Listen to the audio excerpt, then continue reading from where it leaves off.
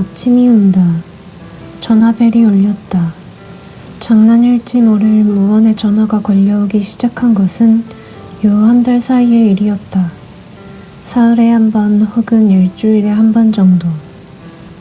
전화기에 귀를 바짝 대고 여보세요 하고 말하는 몇 초 사이 전화는 번번이 뚝 끊겼다. 고민할 만큼 자주 걸려오지는 않았지만 기분이 좋지는 않다. 6월 초여름. 베란다 방충망 너머로 푸른 하늘과 이곳 무사키 코스키의 시가지가 펼쳐진다. 고층에서 내려다보는 풍경은 기분이 좋았다. 집안일을 마치고 아사토가 오기를 기다리는 이 시간이면 사토코는 또렷한 충족감을 느낀다. 전화벨이 다시 울렸다. 무언의 전화가 하루에 2번, 게다가 연속으로 걸려온 적은 지금껏 한 번도 없었다. 침묵이 돌아오리라 예감했다. 그런데 아니었다. 전화는 아사토의 유치원에서 걸려온 것이었다. 아이들이 하원한 뒤에 유치원 교무실은 조용했다. 교무실 옆에 위치한 별실에서 기다리는 아사토는 아까 사코토의 이름을 불렀을 때도 바로 고개를 들지 않았다. 사토코는 숨을 멈추고 원장 선생님의 얼굴을 똑바로 쳐다봤다. 그녀는 차분했다.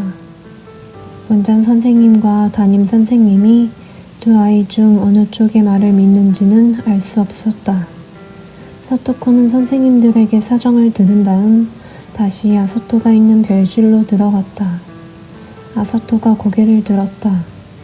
아사토는 상처 입은 눈빛을 하고 있었다. 사토코 가족이 사는 곳은 40층 높이의 한 동짜리 아파트로 총 세대수는 300세대다.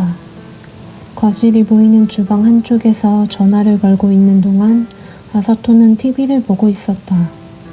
사토코는 침실로 들어갔다. 사토코는 마음을 다잡고 소라 엄마의 휴대폰에 전화를 걸었다. 한없이 이어지는 말에 사토코가 끼어들 틈이 없었다. 그리고 깨달았다. 지금 믿는다고 대답한 것은 그때 가서 아사토와 함께 비난받을 각오가 되어 있다는 뜻이다. 뭐라 대꾸할 말이 없는 사토코를 내치듯 전화는 그대로 끊어졌다. 이튿날 아침, 사토코는 유치원 버스 정류장으로 향할 때 다시 긴장했다. 다른 엄마들에게 인사를 했더니 그녀들이 깜짝 놀라며 사토코를 쳐다봤다. 아무래도 어제 유치원에서의 일을 알고 있는 눈치였다. 어찌됐건 아사토의 귀에는 들어가지 않길 바랬다. 버스가 왔다. 흐릿한 하늘에는 분명히 햇살이 비치고 있는데 그 햇살을 더듬어도 해는 보이지 않았다. 아직 힘이 들어가지 않는 아들의 축 늘어진 팔을 붙잡고 사토코는 엘리베이터홀을 향해 걸음을 옮겼다.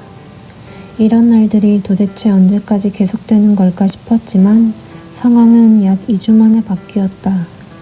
정글짐 사건이 진정되고 난 다음 주 토요일, 유치원에서 같은 반인 가족끼리 동물원에 가기로 한 날이었다. 그때 전화벨이 울렸다. 휴대폰이 아니다. 거실에 있는 집 전화였다. 수화기를 쥔 손에 현실감이 없었다. 하지만 이내 정신을 가다듬었다. 사토코는 여전히 전화기를 붙잡고 있었다. 사토코는 대답했다. 전화의 여자는 사토코네 집 위치를 알고 있었다. 이 전화로 만날 약속을 정해야 한다는 생각이 들었다. 날짜는 수요일로 정했다. 그녀가 자신을 가타쿠라 히카리라고 밝힌 것, 활짝 갠 날이었다. 지금부터 무슨 일이 벌어질지 모르는 이런 날에도 내일 이후의 일상이 계속되리라 믿는 자신을 깨닫고 이상한 기분이 들었다. 약속한 11시가 넘었는데도 아무도 오지 않았다. 사토코는 여자를 아사토의 장난감이 널브러져 있는 거실이 아닌 안쪽 다다미 방으로 안내했다. 사토코는 차를 끓여와 그녀 앞에 두었다. 여자의 얼굴이 굳어졌다. 여자의 눈이 휘둥그레지고 속눈썹이 미미하게 떨렸다. 여자가 처음으로 입을 열었다. 그녀가 한 번 입 밖에 낸 협박 내용은 사토코 부부의 머릿속에서 쉽사리 사라지지 않았다. 전화 단계에서 협박의 말을 꺼내야 했을 만큼 그녀에게 서두를 수밖에 없는 사정이 있는 것은 아닐까. 기어카스가 자세를 곧잡고 애써 감정을 억누르며 담담하게 말을 이어갔다. 정좌한 무릎 위에서 펴고 있던 손을 지금은 양쪽 다 주먹을 꽉 쥐고 있다. 평일 저녁이었다. 공동 현관에서 초인종이 울렸다. 그런데 화면에는 정장을 차려입은 남자들의 모습이 비쳤다. 순순히 열린 버튼을 눌러 그들을 안으로 들였다. 현관 앞에 나타난 경찰은 두 사람이었다. 평일 저녁 남편은 집에 없었다. 형사들은 그 여자의 사진을 보여주며 서토코에게 물었다. 이 여자를 아느냐고. 형사가 보여준 사진 속 여자는 한 달 전에 만났을 때와는 달라 보였다. 서토코는 형사의 예리한 눈초리를 보자 갑자기 공포에 휩싸였다. 아랫배가 꽉 조이듯 아픈 기분이 들었다. 히카리는 가족의 시가 나면 바로 떠오르는 것이 있다. 그것은 피아노 발표회를 마치고 집으로 돌아가는 길이다. 해마다 4월이면 피아노 발표회가 열렸다. 히카리네 가족은 도치키현 우스노미야 옆에 있는 가노마시라는 곳에 살았다. 가족하면 히카리가 떠올린 것은 이 레스토랑에서의 광경이다. 히카리는 중학교 1학년, 13살의 가을에 아소 다쿠미와 사귀기 시작했다. 히카리는 탁구부, 다쿠미는 농구부였다. 히카리네 부모님은 교사 부부였다. 타쿠미는 농구부에서도 인기 있는 남학생이었다. 히카리는 소파에 누워 다쿠미에게 문자를 보냈다. 히카리의 가족은 껄끄러운 화제는 최대한 언급하지 않고 지나갔다. 가족에 대한 혐오에 가까운 감정을 느끼면서도 그럼에도 히카리는 그들을 의지했다.